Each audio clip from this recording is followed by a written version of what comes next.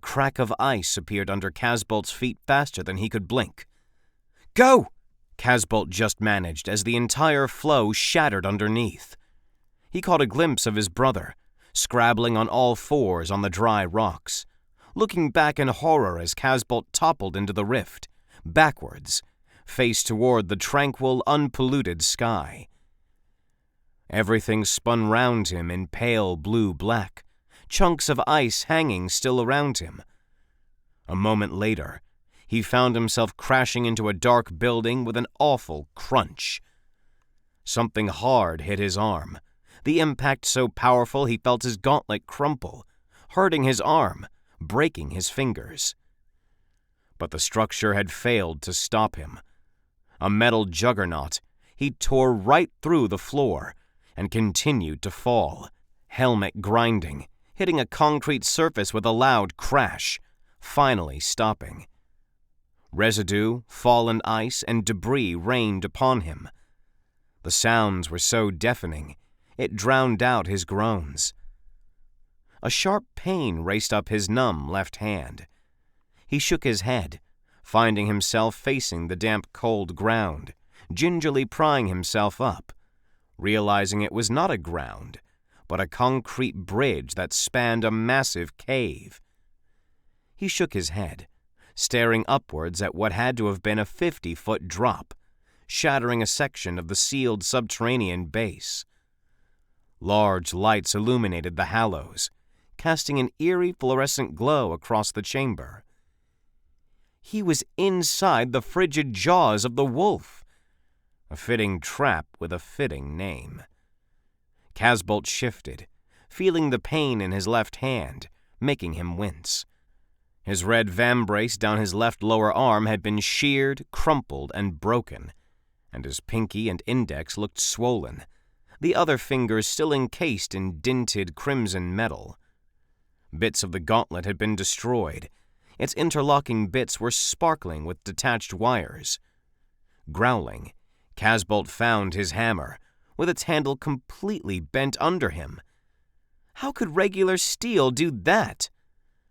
Perhaps the Gybnaeum alloy was a stronger metal, perhaps similar metal forged from meteorites as the Curruid spear. In order to not catch himself by surprise anymore, he could never afford that. He would wear the armor day and night. Heck, he might even sleep in it if that's what it took to get used to it. Then, Casbolt backed into a woman in a researcher uniform with a family of young people, screaming, pulling back against the wall. Apparently, Tulagak hadn't warned that his trap would affect the people without a proper evacuation. Indeed, the treaty forbade sieges, so the people in the base were not used to battle. The treaty would crumble sooner than later. The galactic tyranny. Ignoring the cowering people, he shoved through the door with his enhanced strength and walked out onto a wooden landing frosted hard with ice. Streams of bullets hailed upon him. He turned his right shoulder, growling gutturally in anger, shielding himself. He was without the function of his left vambrace that could summon the shield. The best he could do in the flurry was inspect the attack and move. Up in the caves, around 15 gunmen with scoped semi-automatics fired from a good sniper's distance. Idiots with their guns breaking the law. On the other side of the bridge, Aes Sidhe carrying harpoons and more guns stormed towards him. They all wore bands around their foreheads with the symbol of Aquarius, 2 wavy lines on top of each other. In that troop on top of a large rock was a tall man, who Casbolt supposed to be Tulagak himself. He had the look of a grizzly bear in his layered coat and furry hood like a lion, bearing a large red lance in his hand. A lethal, impressive weapon, it rose high above the troops like a war banner, its crimson surface burnished, a work of art, its tip barbed with a spiked starburst, a sinuous point at the top. The spear felt ancient somehow, alien, crafted in another age when gods walked the earth. It made harpoons and guns seem pitiful. By the time this was over, Casbolt would have that Curruid spear. Reveling in the thrill of the red lion that drove all pain and anxiety away, Casbolt charged in, facing the Aes Sidhe, ignoring the bullets. Right hand becoming a blaster, he fired back, aiming hazardously, certain to hit a target with the enemy packed so tightly. Defending men and women dropped left, right, and center, making the other troops stagger and recoil. Shouts bellowing, bullets clanging loudly on armor, Casbolt alone faced the guard. Firing his blaster at some of the gunner men on the sides, Casbolt watched the Aquarians barking commands. Pairs went out on the sides of the bridge, using saws to cleave the support beams and the railings on the crag's interior. Some sections were made of frosted metal, and they would surely give way if the weight of Gaibnaim would weaken it. The walkway shook under Casbolt's feet, snow pouring down the cracks. A single stream of bullets racked through the ranks of leading Aes Sidhe, mowing them down to a thrashing death. That same stream killed the men sawing the railing and beams. It was none other than Blake Gates. That warrior of the Iceni had such accuracy with the gun. He had made it inside to free Heather. The woman looked like she could eat rock and ice all at once with that glower, but she was a graceful fighter. "Blake, you miracle!" Casbolt called, but his mind was on a better prize. "Hey, Heather." "You've come with a show," the woman called. Casbolt chuckled. Reaching for a discarded harpoon from a fallen Aes Sidhe, he charged up the frosty ramp to where he saw Tulagak. He met the man on a wide wooden and metal-bolted platform, arched by a large cave made of rock and limpid ice. Slinking around the indigo child were 5 bodyguards, all wearing the Aquarian bands of blue, white, and red wavy lines on their forehead. Puffing inside his helmet, Casbolt took a step forward. Ordering his men to lower their guns, Tulagak, with his spear in both hands, strode towards Casbolt. But everyone was fixed on the blood-red Curruid spear. No one knew how many spears were out there. The Tuatha De Danann, when they arrived in Ireland thousands of years ago, fighting in the glorious Cath Maige Aturid against the Firbolg and Fomorians, made many spiritual weapons. Over time, as the Aes Sidhe retreated into the otherworld, into earthen mounds and ring barrows, the spears were passed down by nobles, chiefs of tribes during the Roman Empire. In Arthur's day, facing the English Anglo-Saxons, the weapons were relics of power. By the Christian Middle Ages up until the original settlers on John Davis's whaling ship, the first landing on Antarctica, the weapons were heirlooms. On that ship, one man had a fascination for Celticism. In finding Antarctica, never explored by man, he was said to have found more spears here. Weapons like this went back further to the days of the Celtic gods of Europe, because the Curruid spears did not belong to endemic peoples already living here. Antarctica was terra nullius, and yet endemic of spirit beings. These were their spears, as they were gods. Antarctica was the gods' land, and wherever the gods went, their magical items inevitably followed. Thrill thrummed inside Casbolt, thinking about how he could win the weapon. Just a single solid hit, and the bout would be over. He picked up a harpoon, which felt like a toy in comparison to the Curruid spear. "You should not have come here, James," Tulagak said with his distinctive native North Canadian accent. "You kidnapped my family. Why? Now the chief has come to rescue them. It could have made things a lot easier if you'd just give them back."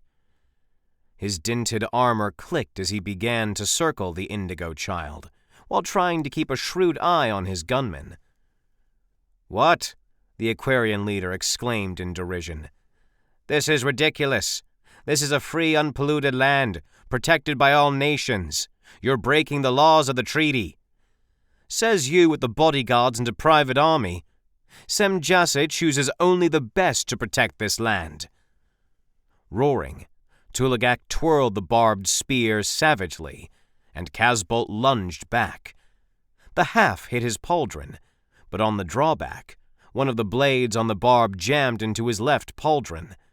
It jerked his body towards Tulagak, but Casbolt resisted, getting into starfish caught in a brinacle, a firm, deep-rooted stance with slightly bent knees and a thrusted pelvis.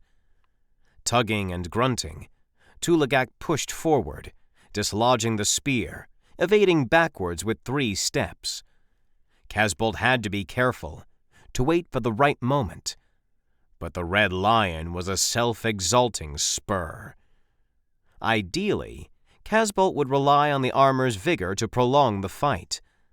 Unfortunately, the armor was badly dinted, and his left vambrace and part of his gauntlet completely ruined, and he had more men to deal with. So he played along with what Tulagak expected, dodging into the stances he learned in the Agogi. Orca on the wave, seal slides in the flow, and squall dips the permafrost. Attacking, Tulagak swung directly downward. The spear was long and lethal, slicing the air sharply with the force of a crashing wave. Casbolt blocked with his vambrace, perfunctorily striking with his harpoon. Tulagak, maneuvering, thrust. Casbolt brushed against icicles with a zigzagging iceberg breaks off the glacier. The red lion called to him. It numbed the dislocated fingers on his left hand. "Stall him. Distract him as long as you can."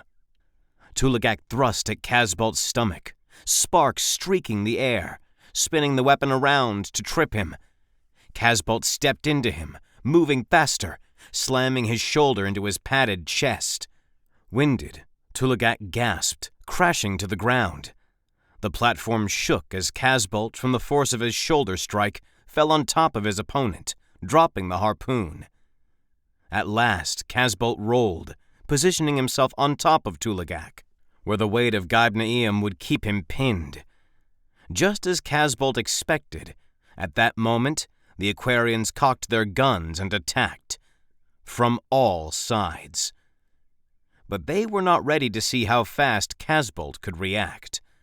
Scooping up his harpoon, getting on his feet, he bore the barrage of incoming fire. He managed to deflect shrapnel into a man's face. Dropping the harpoon into his left hand, he punched with his right into a man, blasting him backwards with his cannon. When he swung the harpoon, he had power. Dropping the gunmen with the flurry of his strikes, he crashed into them, cleaving pockets out of their ranks. "You speak of protection," Tulagak said hoarsely, his hand clutching his chest, having trouble breathing. "If you were for the land, why are you killing like a savage?" The cries were numbed by the thrill of the red lion. "Uncivilized machine! You monster! Look at you! Look at you!" "Aes Sidhe are bred for battle," Casbolt shouted. Gripping a floundering man in his hands, Casbolt stalked nonchalantly, raising him up, slowly crushing the man's throat. Pure anguish marred his victim's expression. He had red hair and bulging blue eyes and freckles. An Aes Sidhe. It could have been any one of Casbolt's family. Casbolt ended his misery by embedding the harpoon deep into his chest. Then he discarded the body, tossing it like a rag doll with a roar. The remaining Aes Sidhe trembled, looking upon him. "When there is power, there will always be suffering," Casbolt said. "Face it, man. Bloodshed is inevitable. You don't have to crush random people. I and they will go to Valhalla's halls rewarded, while you remain on Earth with orphans as your servants and your loved ones burning up in the fire of your guilt. Who's the real winner then? Who's the loser? Until the heralds of the end come, you shall fear your own glory and fall with wrath. Drunken by strength, your anguish, the judge's end. Red runs the spear of Abaddon's champion, blue blood. Such strange words for an indigo child. Tulagak coughed, blood brimming his lips. For the sake of the gods, he rasped in wounded agony, I will do one last service.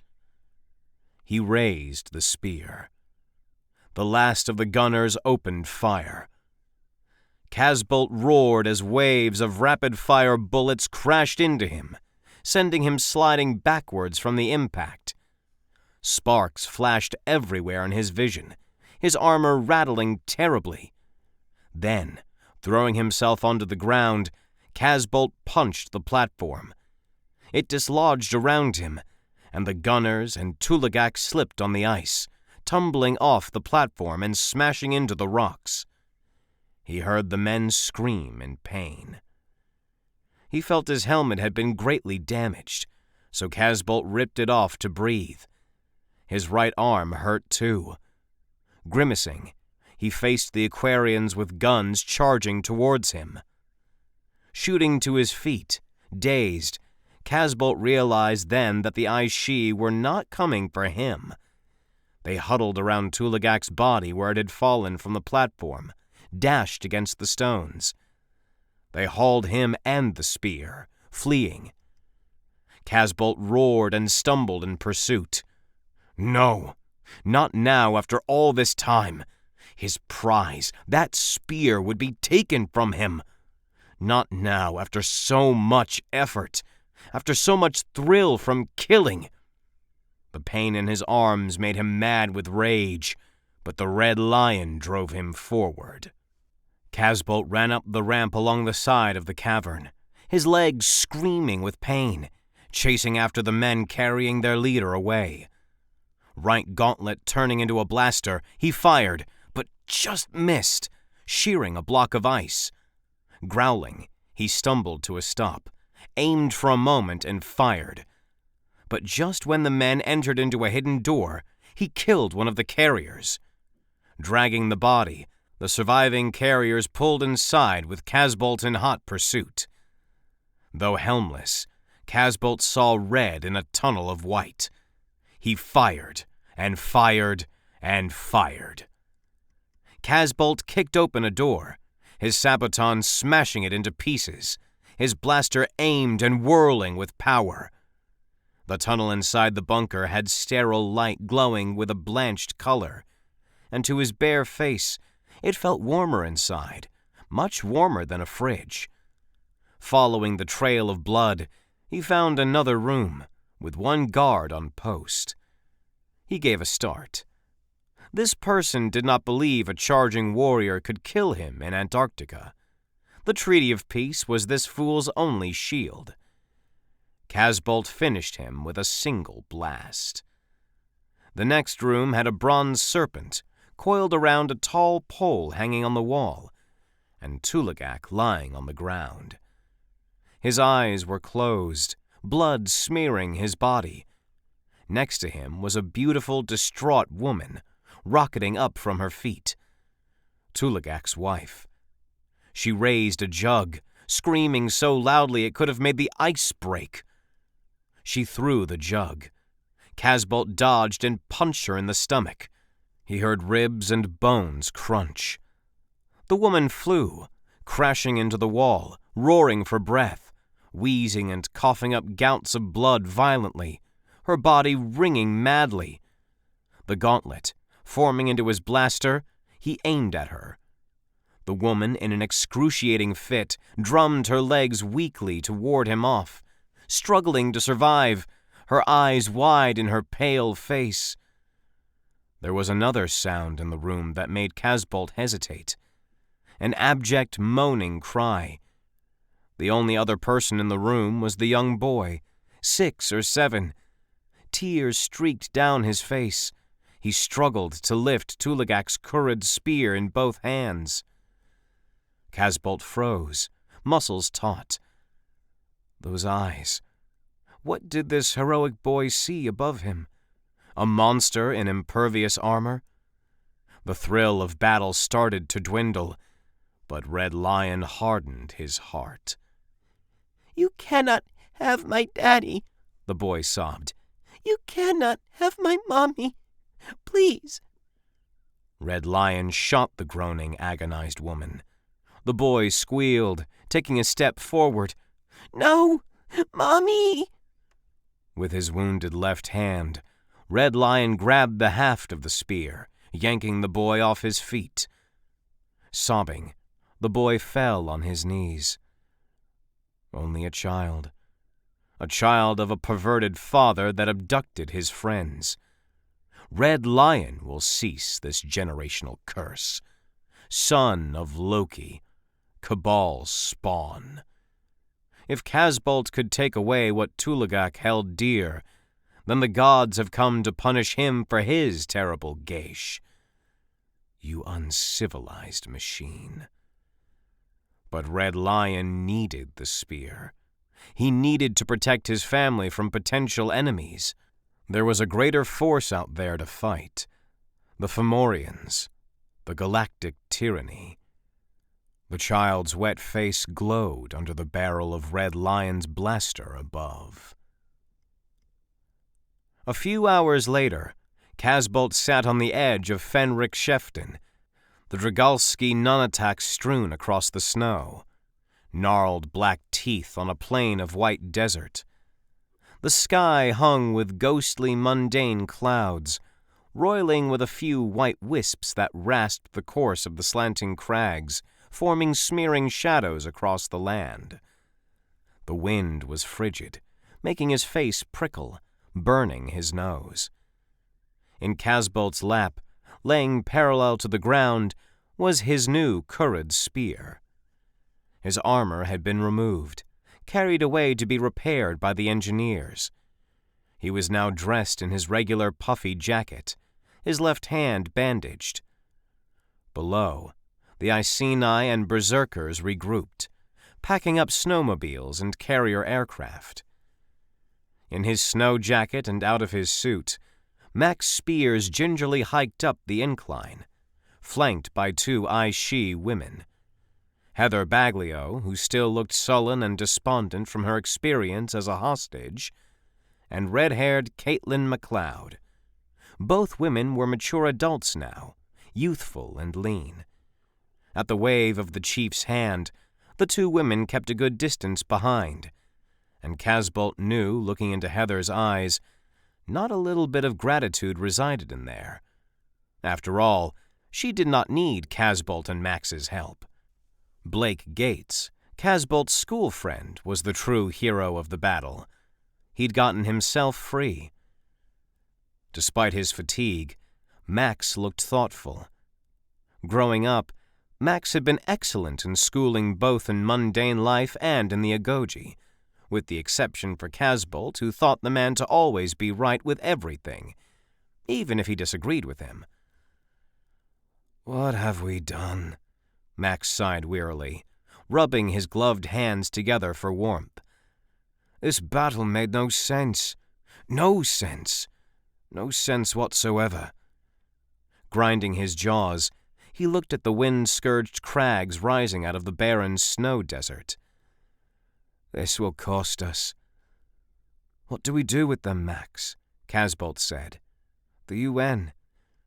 "We cannot be enemies to the people we ought to save," Max said bleakly. "Danu gave birth to us to be scions of peace in this Innisfail. We need to give the Aquarians back their livelihoods and their families. They did not come to stay in Antarctica to die. Antarctica is no place you would want to die." The boy's wide, shimmering eyes smeared across Casbolt's consciousness. "James? Why do they train us? What are we fighting for? Is it for honor, geisha, the universe, or for ourselves?" As an obligation that can be imposed on anyone, geisha was a duty to create peace and honor, or a curse, namely if one was reckoning it or incurring it. Casbolt felt its weight upon his shoulders as a cold curse. Max slanted his head in thought. We need to stop squabbling and remember why Danu gave birth to us. The Aes Sidhe program was to prevent the galactic tyranny. That's all. Have we been so blind? Casbolt closed his eyes, shame slipping from his fatigue, filling him with reproach. What even is the galactic tyranny? He hissed. We were never told what it is. That's not the point. You're a crazed, bloodthirsty, voracious animal, Max said, anger riddling his voice. He pointed at Casbolt, looming over him. You're a disgrace. Casbolt smirked, but forced it away. That would be inappropriate. The programming. Am I not strong? The Druids told us to be strong. No! We can't afford another civil war. We need to be strong to unite the world against the tyrant, not kill each other. Max paused. The galactic tyrant is an alien invasion, an evil god, bent to burn us all in his wrath. War is coming between the forces of the gods and the Fomorians. Until then, there will be no more fighting as chief. I'm married now, James. I'll be having a family now. Fighting will have to stop. For the first time in his life, Casbolt felt the idea of a chiefdom headed by the Aes Sidhe horrifying.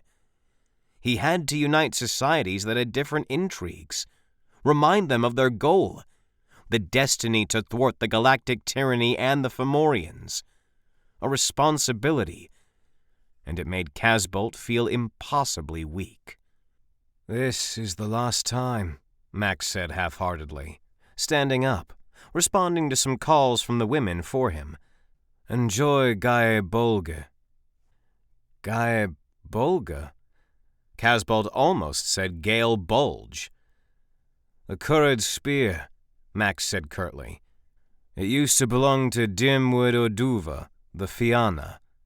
One day, one time long ago. It's yours now. Use it wisely.